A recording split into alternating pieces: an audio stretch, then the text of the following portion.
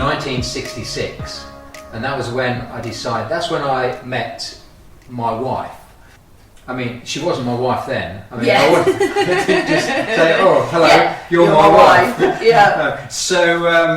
And that's the lovely Marilyn, isn't it? That we Marilyn, met earlier. who you met earlier. Yeah. Yes. I'm glad she's gone to the office now and getting on with some work. Yeah. So, 1966, we decided that we, after a few weeks of knowing each other, we would get married, have children, and own our own house. And in those days, you didn't get married and have children and then own. You tried to do it the opposite way around. You needed a house first. So that was great, because nowadays I might have just gone and rented a house, lived together, had children, and then never been able to afford to buy one. But in those days you wasn't allowed, your parents wouldn't allow you to do it. So we lived separately, obviously with our respective parents, and we saved our money. Now, our first house we bought when we was 18. I think Marilyn was 17, I was 18. And you wasn't allowed to own property in those days until you was 21. And as the solicitor said, responsible. Yeah. So 40 odd years, 50 years later, Marilyn says I'm still not responsible. So I don't know what happened there. So we wanted a new house, and we couldn't afford one. Brand new 3-bedroomed chalet bungalow was £3,000, and we couldn't afford that. So we went to the opposite end of the market and went to a derelict place. So we picked up this derelict place for £650. And I said we did, but I wouldn't have had the nerve to have gone into an estate agent at 18 years old and make a bid like half the price. But my father-in-law, who I thought was a bit crazy, because he didn't mind, because if the estate agent had said, on your bike mate, it wouldn't have affected him.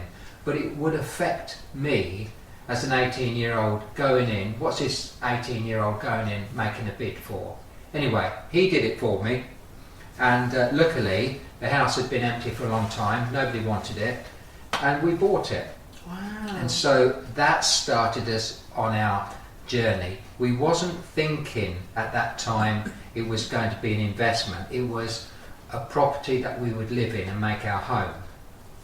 But obviously we am I boring you with this? No, because, no. I don't know what the question was. It's the derelict building, so like that's quite a massive thing to do when you like your first property to own. We didn't know anything. I could take wallpaper off the walls, but I couldn't put it back on. So like a derelict building's quite a massive thing to take on when you're 18. Yeah, and there was no water in it. There was no kitchen, no bathrooms. There was gas lamps in it, so there's no electricity in it.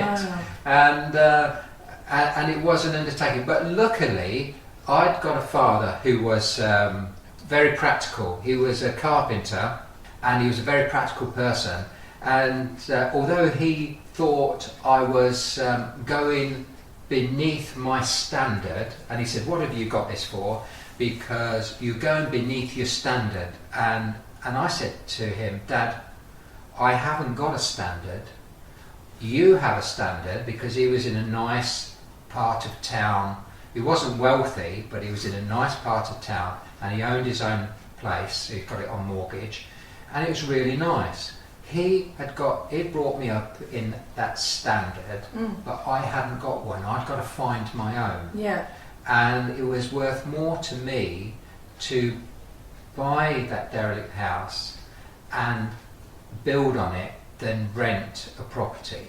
So that for us was... So was it more the money, as in you were able to get that property cheaper, or was it more like the entrepreneurial flair where you sort of saw that as a project and thought...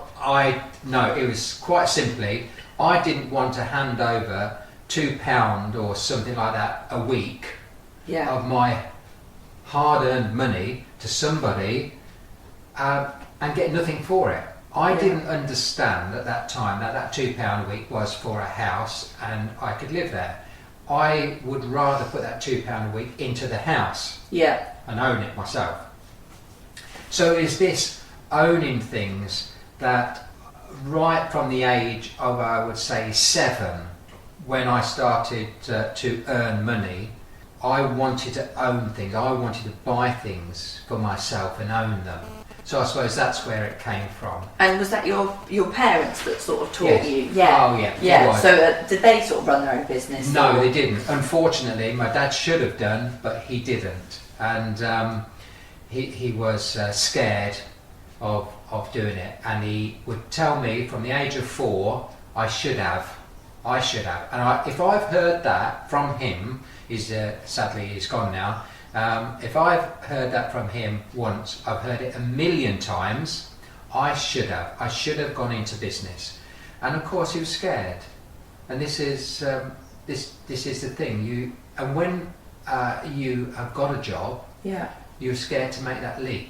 And so did that make you always want to sort of go, I don't want to do what my father did and have any regrets, and yes, yeah, want to make sure that, you know. It took a long time to do that, because I felt like he did. You know, once you got a job and then get an income and then you get your responsibilities and get married and get a family and have all these responsibilities and only end up with nothing at the end of the week, only your bills paid. Yeah. You know, what a scary prospect to jump. Yeah.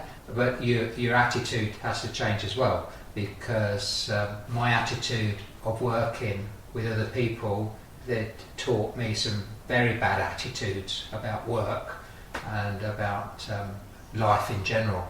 But anyway, at 24, that all turned, and I did go self-employed. Oh wow! Yeah, forced. You know, I had 17 jobs, and then and they fired me. After, you know, it's quite good. It's quite good, really. So sort of, you got forced down the route of like self-employed. Yeah, I want to, but I can't. I want to, but I can't. Yeah. This is how it was all the time. I hate my job. I hate it. I hate my job. And then somebody fires you, and you say, "Oh, give me it back, give me it back." You know, it's like, And anyway, I didn't get it back. You know, there was a recession. There's 1 million people unemployed in 1973. Yeah. 74. So this worst recession, I mean, 2008 was a bad recession. Yeah. 73, 74 was a bad recession, because January the 1st, 1974, they cut the electricity off to companies, and you could only get electricity if you was in business 3 days a week. Wow. And is that when you went self-employed at that point? It was.